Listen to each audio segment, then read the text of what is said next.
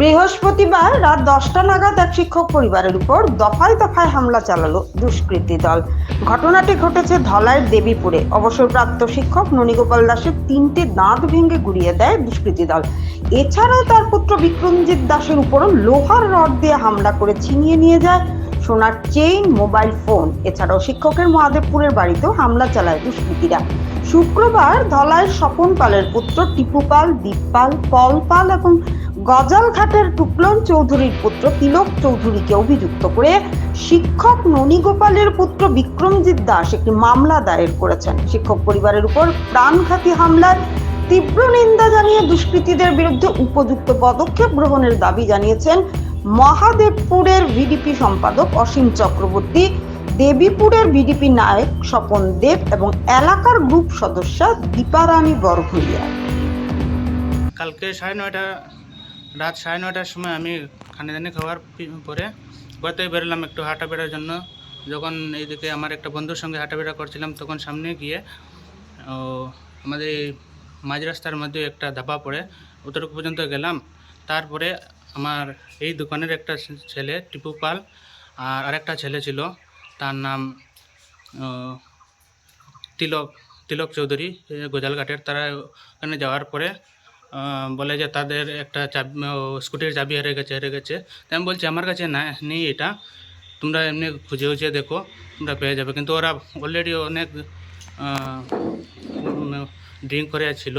তার ভিতরে আমি বললাম যে এরকম তো এখানে আমার সঙ্গে তো এই চাবিটা নাই, তো তোমরা এমনি খুঁজে দেখো। তো ও গরম হয়ে গেলো। তারপরে তার ভাইকে বললো যে আসার জন্য, ওকে মারামারি করছি আমি, কিন্তু কোনো মারামারি করিনি ওকে। তারপর তার ভাই এসেছে, ভাই আবার পরে আমরা আমাদের এখানে ওইখানে তার দোকানের সামনেই যাওয়ার পরে মারপিট শুরু করলো। তৎক্ষণাৎ বাবাও গিয়ে পৌঁছে গেলেন। যাওয়ার পরে হাল্লা চিৎকার শুনে বাবা পৌঁছলেন। উনি যাওয়ার সঙ্গে সঙ্গে ওনাকে মারা শুরু করলো, একটা চাকু দিয়ে মারলো। মারার সঙ্গে সঙ্গে ওনার অনেক ব্লিডিং হয়েছে। আর আমার গলায় একটা সোনার চেইন ছিল বড়, কালকেই আমার মঙ্গলাচরণ গিয়েছিল, তো ওই চেইনটাও ছিনতাই করে নিয়ে গেল ওরা। ঘটনা যেটা হয়েছে আমার স্বামীর সাথে বা আমার ছেলেরে মানে বাসাইতে গিয়া আমার স্বামীরে মারা ধরা হয়েছে। মাথার তারা চাকু দিয়ে মারছে, এরপরে দাঁত ফেলাইছে, নাকে ওকে রক্ত বাইরেছে। তারা মানে রাস্তার সাইডে ফেলাইয়া রাখি দিছে।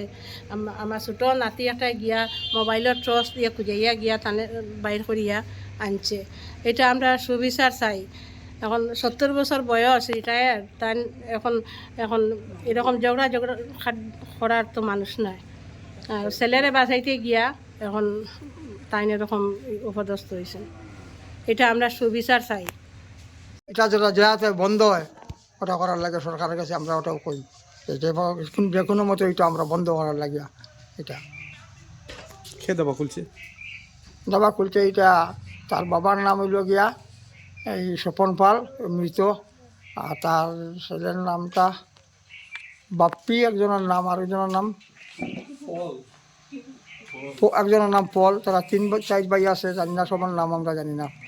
দলি বাজারের লোকরা দাবাই কিতা বিক্রি করে, এটা দাবা তো মানে নামে তো দাবাই তার মদ বিক্রি করে, মদ মাংস বিক্রি করে। আর নানান ধরনের তারা আরও অনেক কিছু আছে, তার প্রকাশ করা যায় না ছেলেমেয়ের সামনে। তাই তো আমার সামনের বাড়ির আমার বর্দা আর এদিকে হইল তাই এমএ স্কুলের টিচার, হেড টিচার আসলা। তো তাই এখন রিটায়ার্ড হয়েছেন। তার সঙ্গে যদি ওরকম ব্যবহার হয়, অথচ তার ছেলে সিআরপিএফের, তো তার সঙ্গে যদি এরকম হয়, তো আমরা আরও তো পাড়া প্রতিবেশীর ছেলেরা আছে, গ্রামের ছেলে আছে, তারার সঙ্গে কীরকম হইব? এটা তো ভালো কাজ হয়েছে না। আমরা তো এটা চাই অসামাজিক হয়ে গেছে কি তারা। তো এইটা আমরা চাই সবার কাছে, যাতে সুবিচার চাই আমরা আর কি। এরকম একজন টিচারের সঙ্গে অত্যাচার হয়েছে, এটা আমরা তো খুব দুঃখিত। সামান্য একটা মদের ব্যবসা নিয়ে ওরকম যদি কাণ্ড হইতে পারে, তে আরও তো বহুত কিছু হইব, আরও গ্রামের তো ছেলে মেয়ে আছে। এতে এইটা থাকি আমরা চাই ভালো ইয়া চলতো সমাজ। এইরকম আর দোকানি কেন থাকতো না, আমরা অনুরোধ করছি সবাই।